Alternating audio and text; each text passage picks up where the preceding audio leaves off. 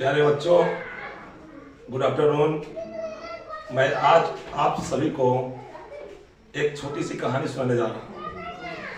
ये कहानी नहीं है, ये बिहार बोर्ड 2023 10वीं के लिए 4 नंबर का फिक्स करने का एक कहानी है। यानी आप इस कहानी के माध्यम से 4 नंबर अपने बोर्ड के लिए फिक्स कर सकते हैं। तो आप कहानी सुनेंगे तो पता भी नहीं चलेगा कि 4 नंबर मेरा कैसे तैयार हो गया। तो चलिए आते हैं कहानी पे। ये कहानी वर्णिका हिंदी वर्णिका से ली गई है। पाठ 1 है जिसका नाम है दही वाली मगम्मा। दही वाली मगम्मा। यह पाठ की विद्या अगर कुछ दिया जाता है तो ये कहानी है, ये कन्नड़ भाषा में है। कन्नड़ भाषा में ये जो कहानी है, इनके कथाकार है श्रीनिवास है, जिनका जन्म है 6 जून 1891 ईस्वी को।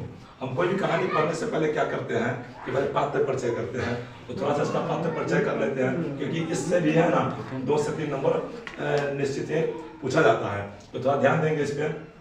जन्म इनका हुआ था 6 जून 1891 ईस्वी को। स्थान पूछता है कि श्रीनिवास का जन्म कहाँ हुआ था, तो कर्नाटक के कोलार जिला में। कर्नाटक के कोलार जिला में पूछ देता है श्रीनिवास का पूरा नाम क्या था, तो मास्ती वेंकटेश अयंगर इसका पूरा नाम है। 1 नंबर पूछता है, इसको ध्यान देंगे, याद रखेंगे। क्या श्रीनिवास का पूरा नाम मास्ती वेंकटेश अयंगर। देखिए ये अनुवादक जो दिख रहे हैं, तो जितने भी कहानी है वर्णिका से 5 कहानी है, ये फर्स्ट कहानी है। तो सभी में कोई ना कोई भाषा में, कोई राजस्थानी में है, कोई उड़िया है, कोई कन्नड़ है। इसका हिंदी अनुवाद, हम लोग तो हिंदी है ना, तो इसका हिंदी अनुवादक जो है वो है B.R. नारायण। पूछता है कि दही वाली मगम्मा का हिंदी अनुवादक कौन है, तो B.R. नारायण। ये था आपका जो लेखक है उनका परिचय। चलिए आते हैं कहानी पे। कहानी बहुत ही रोचक है, इसको सुनिएगा, आपको पता भी नहीं चलेगा कि कहानी सुन रहे हैं या पढ़ाई कर रहे हैं। थोड़ा ध्यान से इसको सुनेंगे। बस 5 से 10 मिनट का ये वीडियो होगा। 10 मिनट की वीडियो में ही आपका 4 नंबर तैयार हो जाएगा। इसलिए इस कहानी को कहानी की तरह सुनिए। सबसे पहले चलेंगे मुख्य पात्र। इस कहानी में जो मुख्य पात्र है, 1 नंबर में है मगम्मा, जो इनके मेन रोल में है। दूसरा में है नजम्मा, जो मगम्मा की बहू होती है। क्या होती है? बहू। तीसरा में मगम्मा के एक बेटा होता है और एक पोता होता है। ये 4 उनके परिवार है। मगम्मा जो है एक विधवा नारी है, ये अपने बेटे बहू पोते के साथ एक परिवार है जो एक साथ अपना रहती है। इसमें गंपा नाम का जुआरी है, गांव का जुआरी रहता है। जुआरी जो जानते हैं जुआरी क्या होता है। एक माँ जी है जिनका संपर्क है बेंगलुरु से। इसके बारे में कहानी आपको बताएंगे कि माँ जी कौन है, क्या है। कहानी के जो अंदर आएंगे इसमें आपको पूरा विस्तार से बताते हैं। चलिए, ये तो मुख्य पात्र आप समझ लिए, जो है सामने लिखा हुआ है। इसको फिर से आप रिवीजन अभी हम कराएंगे थोड़ी देर में। चलिए, बहुत ही अच्छा कहानी है, सुनेंगे। ये कहानी है ना आपके गाँव घर से जुड़ा हुआ है। अपने गाँव घर समाज में ऐसा होता है, सुनिएगा तो कहेगा ऐसा तो हमारे समाज में भी होता है। यानी कि एक बार में सुन के आपको याद हो जाएगा सब कुछ। इसमें जो मगम्मा होती है वो दही बेचने का काम करती है, और प्रतिदिन बेंगलुरु शहर में, उनके गांव के पास बेंगलुरु शहर है, यानी बेंगलुरु शहर के पास उनका गांव था, तो बेंगलुरु शहर प्रतिदिन दही बेचने सर पे लेके जाती थी। और उन्हीं से वही पैसे से अपने घर के लालन पालन जीविका, यानी कि होता है घर का घर चलाना, क्योंकि विधवा नारी थी, तो उसी पैसे से घर का सारा काम होता था, यानी कि जीविका चलता था। इनका जो गांव है, पूछता है कि मगम्मा के गांव का नाम क्या था, तो वेंकटपुर। ये भी पूछता है कि वेंकटपुर कहाँ है, तो अबलूर के पास, अबलूर जगह है उसी के पास वेंकटपुर है। ये दही वाली मगम्मा के गाँव हुआ। होता क्या है कि प्रतिदिन का कार्य होता है दही बेचना। एक दिन किसी कारणवश मगम्मा जो है दही बेचने नहीं जाती है। तो नहीं जाती तो देखती क्या है कि घर में जो है उनकी जो बहू है, ये नजम्मा, ये क्या कर रही है कि अपने बेटे को, यानी कि मगम्मा के पोते को पिटाई कर रही है। तो पिटाई कर रही है, तो ये दादी थी, आके बहू से लगी बोलने कि तुम ऐसा क्यों कर रही है, क्यों रे राक्षसी बच्चों को मार डालेगी। ये लाइनें पूछता है, क्यों रे राक्षसी बच्चों को मार डालेगी। ये पंक्ति किसने कहा और किससे कहा, तो मगम्मा ने इस पत्नी को बोली हुई है, और किसको, तो नजम्मा को। ये सुनते ही बहू भी कम नहीं, क्या की, वाक युद्ध शुरू कर दिया। यानी मगम्मा और नजम्मा दोनों में वाक युद्ध शुरू हो गया, बातों से लड़ाई। बात इतना आगे बढ़ गया कि समझिए वो एक अलग फैसला लेने के तब पे चले गए। इतने में क्या होता है कि उनका बेटा का एंट्री होता है वहाँ। बेटा प्रवेश कर जाते हैं, बेटा देखते हैं कि क्या है ये, माँ बहू यानी कि माँ मेरी बीवी क्यों लड़ रही है। बातों को समझने के बाद ये क्या करती है, सॉरी ये बेटा जो है ये मगम्मा से सवाल कर रखती है कि क्या माँ, क्या हमेशा ये झगड़ती रहती हो, ये अच्छा लगता है, यानी कि अपने पत्नी को नहीं डांट कर माँ से ही लगा सवाल करने। तो माँ समझ जाती है कि ये जो बेटा है ना हमको अलग करना चाह रहा है। वो खुल कर बोल देती है कि तुम क्या चाहते हो कि हम अपना खाना अलग बनाए। तो बेटा कहता है कि अगर तुम चाहते तुम्हारा यही फैसला है तो तुम अपना खाना अलग बनाओ, तुम जैसे खुश रहो, क्योंकि हम अपने पत्नी को नहीं छोड़ सकता हूँ, क्योंकि इसको देख रेख करने वाला कोई नहीं है। आप तो अपना जिंदगी खुद पाल सकते हैं, इसको देखने वाला कोई नहीं है। ये सुनते हैं क्या होता है, मगम्मा जो है, मगम्मा को ऐसा लगता है जैसे कि पैरों तले जमीन खिसक गई है, लगता है कि दुनिया में कोई है ही नहीं। ये सुन के क्या करती है, ये साइड हो जाती है मगम्मा और अपने रोज के कारोबार के लिए चल देती है फिर से दही बेचने बेंगलुरु। जब बेंगलुरु से आती है तो वो क्या देखती है कि घर का सारा बर्तन अलग, सारा बर्तन दो भागों में बांट दिया गया है, एक मगम्मा के लिए और एक बेटा अपने लिए। तो ये देखते ही समझ जाती है कि माजरा यहाँ ये है कि बेटे ने हमको अलग कर दिया। तो मगम्मा को तो बहुत बुरा लगता है, बुरा इतना लगता है जैसे कि पूरी जिंदगी ही बर्बाद हो गया। करे तो करे क्या, चलो जैसे तुम खुश रहो। ये अलग रहने लगती है, अलग खाना बनाने लगती है, अलग अपना खाने लगती है। होता क्या है, जब वो साथ में होती है तो अपने पोते के लिए छुपा कर पूछते हैं कि पोते के लिए मिठाई छुपा कर कौन लाती थी, तो मगम्मा मिठाई किसके लिए लाती थी, तो पोते के लिए। पोता प्यारा था ना। अब ये सब उसको मगम्मा को याद आ रहा है कि अब ये सब कैसे थे, कैसे हो गए। ये सब होने के बाद ये अपना काम जारी रखती है। कौन, मगम्मा।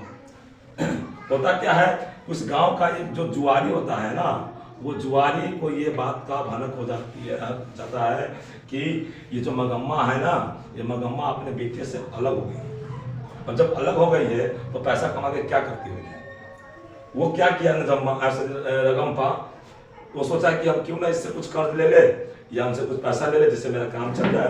कर्ज क्या है, लेंगे तो देंगे थोड़ी, जुआरी था ना, किसी बहाने से पैसा उनसे जीतना चाहते थे। कभी कभी ये भी आता है क्वेश्चन में कि जो रगम्पा है ना, वो मगम्मा से शादी करना चाहता था। ऐसा नहीं है, ऐसा कहीं किताब में लिखा हुआ है, ये उनसे पैसा चाहता था। क्या, रगम्पा मगम्मा से पैसा चाहता था। देखिए जिस रास्ते से दही बेचने जाती थी उस रास्ते में एक अमराई का कुआं था। पूछता है कि अमराई का कुआं कहाँ था, तो रास्ते में ये पूछता है कि अमराई का कुआं कहाँ था, तो रास्ते में। इसी अमराई के कुआं के पास रगम्पा जो है पहले से इंतजार कर रहा था मगम्मा के। मगम्मा आई तो क्या किया, उसको थाम लिया, तो कहा कि मुझे कुछ पैसे दे दो। तो मगम्मा बोले कि मेरे पास पैसे नहीं है। तो रगम्पा कर दिया बस कि नहीं, तुम्हारे पास पैसा है, तुम्हें पैसा दो, हम जानते हैं कि तुम पैसे को है ना घर के पास मिट्टी में दबा के रखी हुई। इतना सुनते ही मगम्मा कहने लगी कि ये सब क्या, इसको क्या पता कि क्या करते हैं नहीं करते हैं। किसी तरह वहां से छुटकारा लिए और चल दिए। अगले दिन क्या किए, ये जब भी शहर जाती थी ना तो वहाँ लेखक के घर ये जरूर जाती थी। कौन, मगम्मा। लेखक जिनको वो माँ जी करके बुलाती थी बेंगलुरु शहर में, और सारे दुख सुख 10 मिनट 20 मिनट बैठ के इनके साथ शेयर करते थे। फिर काम तो जारी था ना मगम्मा का, तो वो गई, फिर वो सारे बातों को वहाँ दर्शाया कि एक काम कीजिए, मेरा जितना ही पैसा है ना वो सारे पैसों को आप है ना अपने पति से पूछ कर रख लीजिए, हमारे पैसे का डर है, नहीं तो ये रगम्पा नाम का जुआरी है ना हम तो सारा पैसा दे देगा, क्योंकि मुझे बेटे और बहू ने अलग कर दिया है। तो ये कहते ठीक है माँ जी, ठीक है। होता क्या है, माँ जी जो है एक क्वेश्चन पूछता है, इसमें क्वेश्चन है तो छोड़ दिए हैं, मखमल का ब्लाउज, मखमल का ब्लाउज कीमत कितना, तो 8 रुपया। क्या समझाते हैं। होता क्या कि माँ जी जो है मखमल का ब्लाउज पहनी हुई होती है, ये देख के मगम्मा को है ना अच्छा लगता है कि हम भी काश पहनते, पैसा तो है ही। तो क्या करती है कि वो माँ जी से पूछती कि माँ जी ये ब्लाउज कितना का है, तो बोलती 8 रुपये का है। बोला हम भी लेंगे। बोला चलो ले लो, कोई दिक्कत नहीं है। वो भी कपड़ा लेकर जहाँ से माँ जी सिलवाई तो माँ जी सिलवा लेती है। पहन के घर आती है तो सबसे ज़्यादा जलन होता है नजम्मा को। कुछ दिन ऐसे बीत जाता है, बीतने के बाद ये बात जो है नजम्मा को और उनके बेटे को पता चलता है। कौन सी बात? ये जो रगम्पा है ना, वो माँ जी से पैसा लेना चाहता है और माँ जी कहीं दे न दे तो वो क्या करती है, फायदे के लिए अपने पोते को इस्तेमाल करते हैं और सोचता है उनका बेटा कि हम अपने माँ जी को नहीं करके फिर से मिला लेते हैं गलती का एहसास करके, नहीं तो क्या होगा कि सारा पैसा ट्रांसफर हो जाएगा। तो यही नाटक लास्ट में वो बेटे बहू ने करता है कि पोते के द्वारा बोलता है बेटा जाओ दादी को बुला के ले आओ तो बोलना कि हमसे गलती हो गया है, हम सब एक साथ अब रहेंगे। और ऐसा ही होता है, दादी माँ आती है वो किसी तरह मान जाती है, वो तो माँ है ना, दिल पिघल जाता है कुछ ही समय में। वो अपने पोते को भेजकर दादी को बुला लेती है और नजम्मा और सब साथ में फिर से रहने लगती, कहती माँ हमसे गलती हो गई है। वो कहानी का मोड़ ये खत्म होता है, फिर से सब एक साथ परिवार बन जाते हैं, सब एक साथ रहने लगते हैं। तो बस हो गया। इसमें देखिए इसका ऑब्जेक्टिव करेंगे, ऑब्जेक्टिव इसका बहुत ही ईजी है। जैसे कि पूछा जाता है, ये कहानी वर्णिका पाठ 1 से ली गई है। पूछता है कि दही वाली मगम्मा पाठ की कौन सी विद्या है? तो कहानी। कौन सी विद्या है? कहानी। ये पूछता है कि किस भाषा में है? तो कन्नड़ भाषा में। किस भाषा में है? कन्नड़ भाषा में। इनके कथाकार कौन है? तो श्रीनिवास। श्रीनिवास का जन्म कब हुआ? 6 जून 1891 ईस्वी। श्रीनिवास का जन्म कहाँ हुआ? कर्नाटक के कोलार जिला में। श्रीनिवास का पूरा नाम? मास्ती वेंकटेश अयंगार। अब देखिए बताते हैं कि ये तो कन्नड़ भाषा में है, हिंदी में अनुवाद किसने किया? तो B.R. नारायण ने। अब इस बात को समझ गए, सब परिचय इसमें दे दिए हैं। ये तो क्वेश्चन आता है कि वेंकटपुर कहाँ है? तो अवलूर के पास। मगम्मा क्या काम करती थी? दही बेचने का। ये क्यों राक्षसी बच्चों को मार डालेगी, ये लाइनिंग किसने किससे कहा? मगम्मा ने नजम्मा से कहा। नजम्मा से कहा अपने बहू से, है ना। मिठाई पोते के लिए कौन लाती थी? मगम्मा। मगम्मा किसके लिए मिठाई लाती थी? पोते के लिए। अमराई का कुआं कहाँ था? रास्ते में। रास्ते में। दादी को मनाने के लिए क्या किया गया? पोते द्वारा नाटक किया गया। ब्लाउज किस कपड़े का था? मखमल का। कितने रुपए का? 8 रुपए का। तो चलिए आशा करता हूँ कि आप सबको कहानी समझ में आया होगा। जी सर।